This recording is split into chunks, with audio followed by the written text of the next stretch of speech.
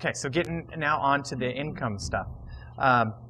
Before it was $75,000 for a single person and $125,000 filing joint.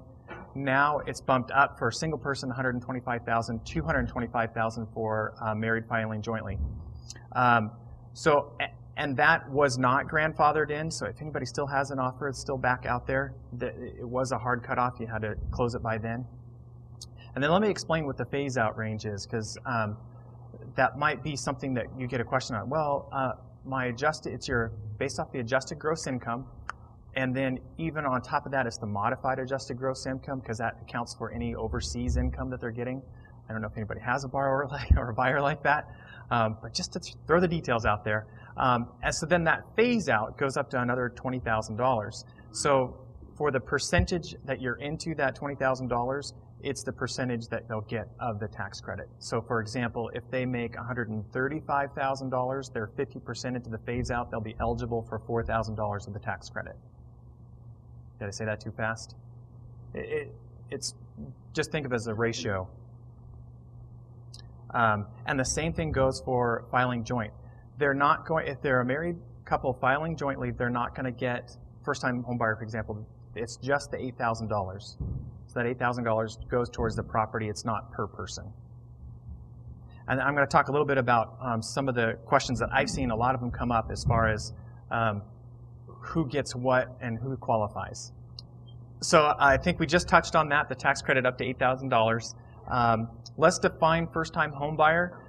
The basic definition that IRS is going to have is they have not owned a principal residence for at least the last 3 years.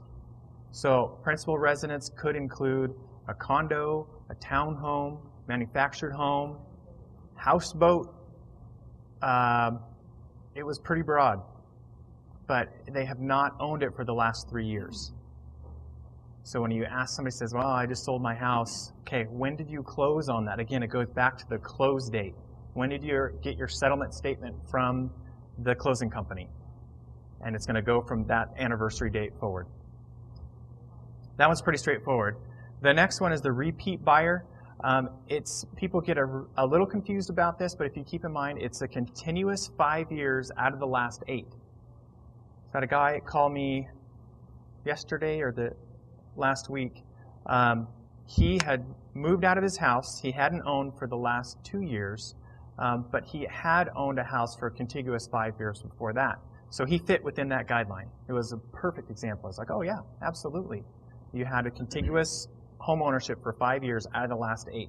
So it doesn't matter how you slice that up. Sometimes, I don't know, for some reason they have a hard time wrapping their head around that, but is that one pretty clear? So just look at an 8-year window, and if at any point in that 8 years, if they've owned a home for a contiguous 5, they're eligible. So flip that over. If they owned a couple of homes in a 5-year period, they're not eligible. Okay, so let's get into some of the details of the guidelines we've covered. Who's eligible, what the extended date lines are, and the income limits. So, and then let's get into some of the more behind-the-scene guidelines. We covered a little bit. The tax credit is 10% of the purchase price. And I keep saying $8,000, but forgive me, for the repeat buyers, it is $6,500, so that same 10% rule applies. I talked about the $800,000 max ceiling. Again, that is a hard cutoff. So negotiate a price lower, $799. So then let's get into a little bit about ownership and non-ownership. And I think we've touched on the married and non-married, but what about the first-time home buyer who is the child and the parents are co-signing, say, on an FHA loan? That is possible. So let's say mom and dad do own their property, and son and daughter-in-law are purchasing, mom and dad are co-signing. Son and daughter are going to be eligible. Mom and dad, they are going to be eligible for the tax credit. Mom and dad don't get anything. So going back to the $8,000 is on that property. Mom and dad don't get anything because they are not eligible. Son and daughter-in-law are eligible. So then a lot of questions that I've been getting is, okay, it's a credit. What does that mean? It's refundable. Another way to put that is like a gift certificate.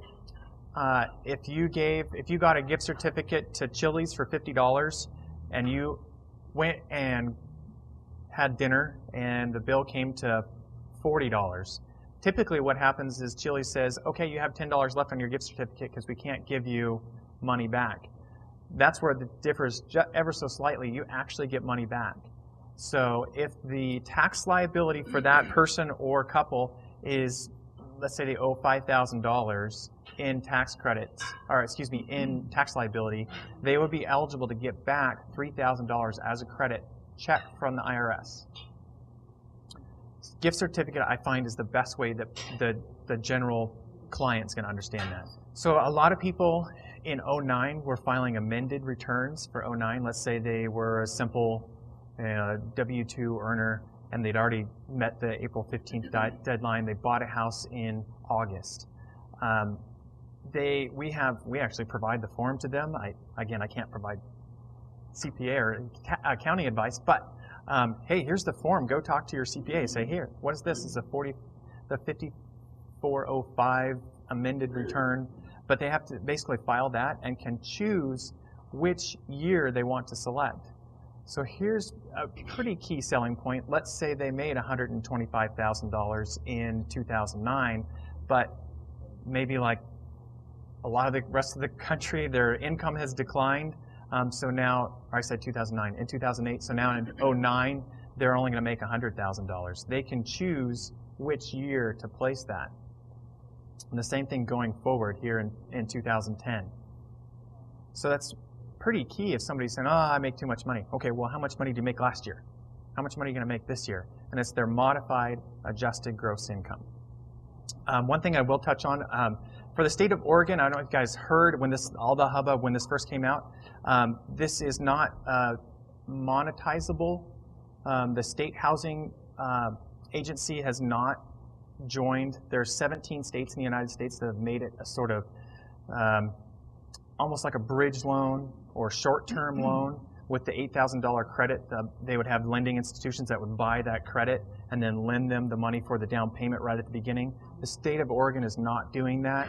So if you get a client asking you that, say, I'm sorry, it's a state-regulated thing, and Oregon is not participating. So you cannot purchase from a related person, and think of it horizontally and vertically. You cannot purchase or sell a home and be eligible for the tax credit if it's direct lineal ascent. So I can't purchase my home from my parents or grandparents, or my grandparents, vice versa, couldn't sell it to children. If I'm understanding it right, you can do horizontally. So if I wanted to purchase a home from my brother or cousin, I could do that. Principal residence only. It obviously can't be an investment property or a second home. Here's a key thing that people are wondering, does it have to be repaid? There are a few stipulations. The main one is you have to live in the house for 3 years. So if you sell it or refinance it within less than 3 years, they're going to come back and ask for some of that tax credit back. That's the basic restrictions.